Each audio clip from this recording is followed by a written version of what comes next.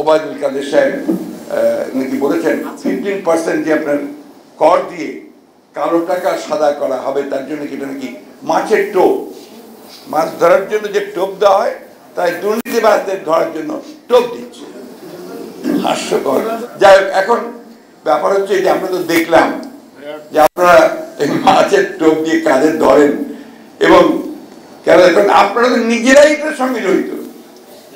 আপনি বাজেট দেখলেই বুঝতে পারবেন যে রাঘব বোয়ালদের লুটে খাওয়ার আরেকটা ব্যবস্থা করেছেন। এটা এই প্রত্যেক বছর একই ঘটনা করছে, এবং যারা আপনার অর্থনৈতিক বিশ্লেষক তারা বলছেন যে এটা আপনার শুধুমাত্র ক্ষতি ছাড়া আর কিছু করবে না।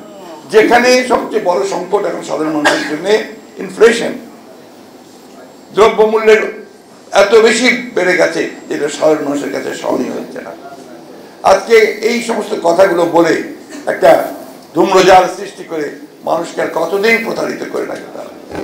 তাই আমি সকল রাজনৈতিক কর্মী, এখানে বেশিরভাগই আছেন আপনারা, আমাদের নেতৃবৃন্দ আছেন, আমাদের একটাই আমাদের আপনাদের কাছে আবেদন যে আজকে দল মত নির্বিশেষে আমাদের ছোটখাটো দোষ ত্রুটি ভুলে গিয়ে আসুন আমরা সবাই একসাথে হই।